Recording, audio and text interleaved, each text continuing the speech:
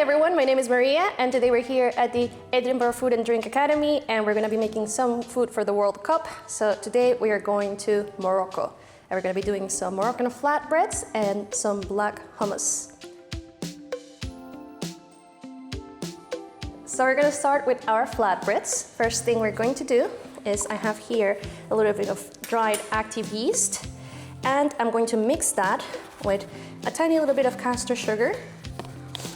For about a teaspoon and a quarter, and 1 tablespoon of lukewarm water. So you want to make sure that you can feel the heat on it, but that it's not higher than your body temperature. And we're just going to add 1 tablespoon to our yeast and sugar mixture. And you can use kind of like a fork to incorporate it all together.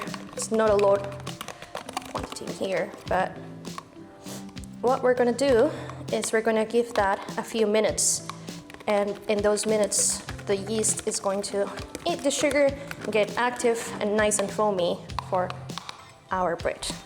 So while our yeast is activating, we're going to mix our dry ingredients. I have here some semolina, so that's what we're going to start with. I've got a mixture of plain flour and just a little bit of salt in there as well. I'm going to give those a quick mix, nothing too heavy. And we're going to add a few of our wet ingredients. So we have a little bit of olive oil and some Greek yogurt. That is going to make our dough super nice and soft. So what's really nice about these flatbreads is that we're going to cook them on the stove. There's no need for baking these.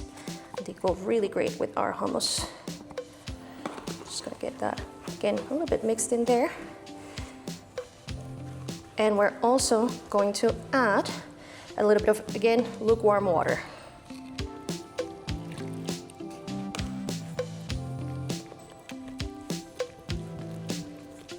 And start mixing.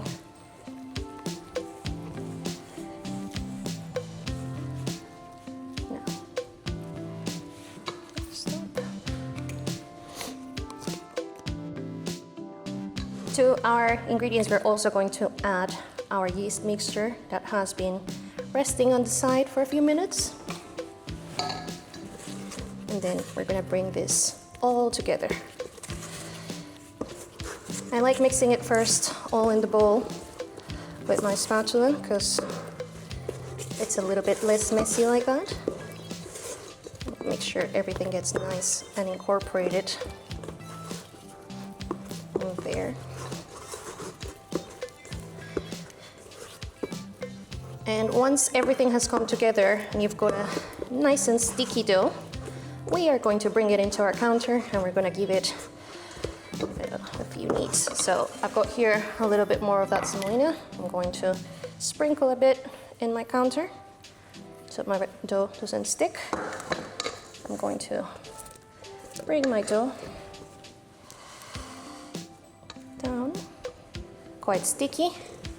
So that's why we've kept a bowl of flour next to us so that we can adjust it, and you can add as much as you want. It's also nice to have a little dough scraper to help you work it, and you'll know that you can stop adding extra once it's easy to just bring it together and comes into one nice little bowl. But this is still going to take a little bit while. If, on the other hand, your dough looks a bit on the dry side, you can wet your hands a little bit with lukewarm water and, again, give it a little bit of a knead, and that will help you bring it together.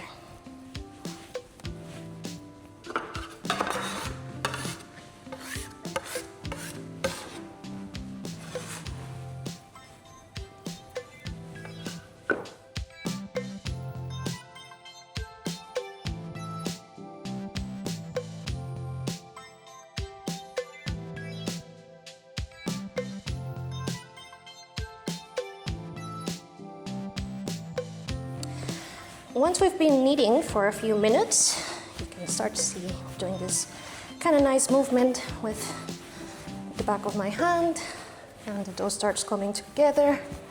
It's nice and super pliable, super easy to work with.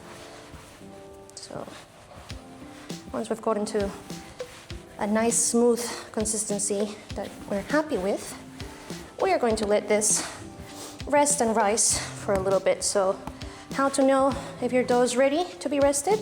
We're going to touch it, and if it springs back, it means it is. This one still needs a little bit of extra work. So get that in there.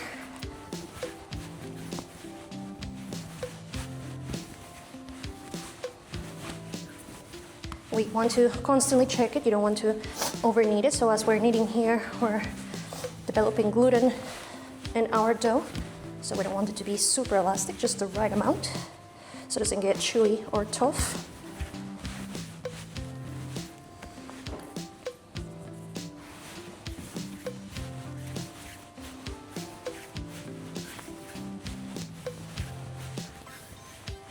The wetter your dough is, the more work it will need, but also the nicer it will end up being at the end. So it's worth the extra effort.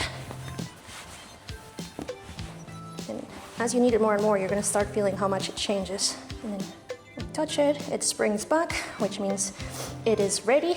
So we're going to place it in a bowl. What I'm going to do is I'm going to put a little bit of olive oil in there so that my dough doesn't stick too much. You want to have a big bowl to give it space to rise. I'm going to place it in there, I'm going to cover that in cling film and get about 30 minutes or so. So once your dough is ready, it will have risen about half of what we originally had in there.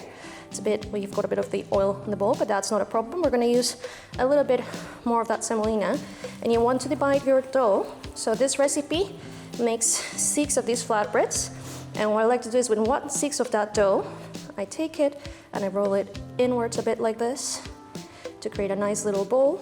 Then I use the smooth back of my hand to kind of shape it nicely so that we don't get any of those seal edges in there. Then we're gonna flatten our dough ball to about a round shape like this. You can do the size that you prefer, but bear in mind these still need to rise again, so they'll grow a little bit more. And what we're gonna do is we're gonna, once you've acquired the shape that you want, you're gonna get some more of that semolina in there. We're gonna put it on a tray with parchment paper, cover that with cling film, and we're gonna allow them to rise to about twice their size. So while our dough rises, we're gonna work on our black hummus. This is a take on traditional hummus, which has a couple of very interesting ingredients. So we're going to pretty much pulse it all together. We have here some black tahini paste. So tahini is a paste made with sesame seeds. So this is black sesame seeds. I'm gonna start with those. And as you'll see, all these ingredients are gonna give it its natural black color. We've got 2 cloves of black garlic in here. Again, garlic's been smoked and it has a really nice smoky taste to it. I've got some lemon juice. I think hummus needs to have a really nice tart flavor to it to balance out all the other oily flavors. Got a mix of seasoning in here, so we're going with a very Moroccan base. We have here some paprika, cumin, and we have some cinnamon, which is normally used for sweet things, but very, very nice in hummus here. We're also gonna add a little bit of salt. So that's our nice mix of flavors in there. I've got our black chickpeas. So you can see they're smaller, they're darker in size. These ones, we soak them overnight, and then we cook them with a bit of salt for a couple of hours until they softened, and we're just going to put them in there and also pulse them.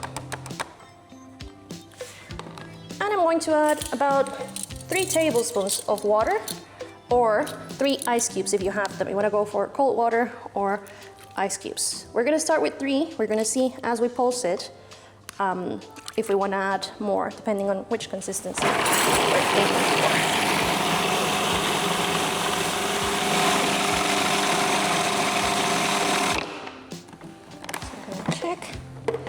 See.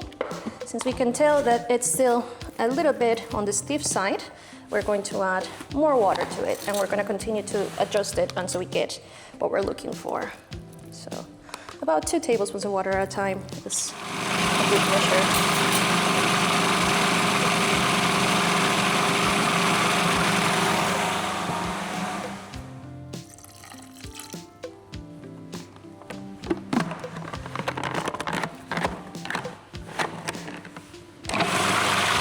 Got a nice smooth consistency there. And now I'm going to adjust the seasoning a bit. So I'm just gonna add a little bit of salt. Bear in mind, if you've added salt when you cook your chickpeas, keep that in mind. A little crack of pepper in there. Give it a last whisk.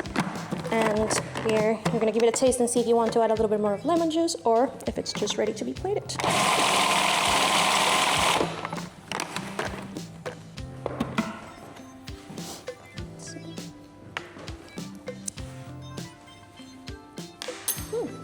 Quite happy with that. So I'm gonna put it on the plate and have it all ready for when our flatbreads come out.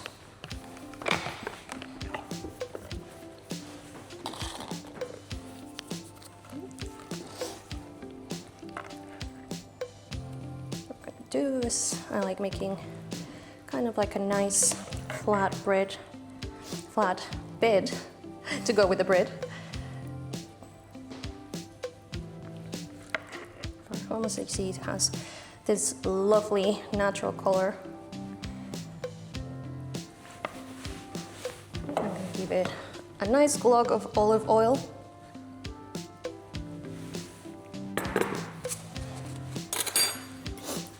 Some wax sesame seeds.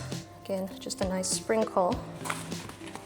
And my favorite part, just some dried apricots to go on top. I think it adds just a really nice pop of color, and you've got a little bit of that chewy and sweet and tangy and delicious flavor that these add. So we have our flatbreads here. They have been rising nicely while we were waiting. So if you've seen, they've doubled size to where we started with. And what I'm going to do is I'm going to cook them on a pan. So I have here a non-stick pan.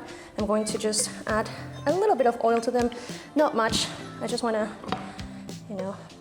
give it a little bit in there. Just give it a second. You want to make sure you have quite a nice warm pan.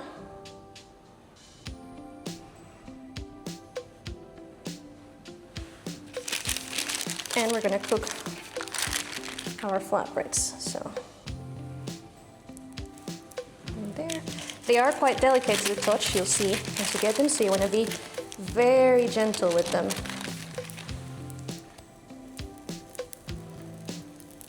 And we're going to let them fully cook on one side, and once they are nice and brown, we're going to flip them to the other.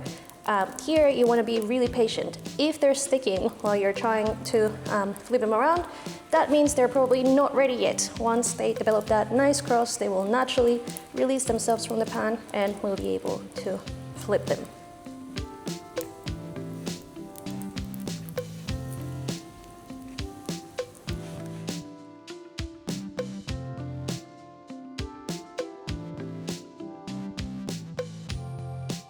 You can see how they puff up so nicely.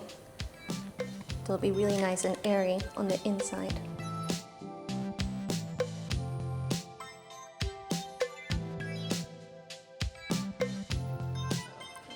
Recommend you cook them in batches so you don't overcrowd your pan. You have nice space for them to brown. And once they're ready on both sides, we're going to take them out and just let them cool down on a wire rack.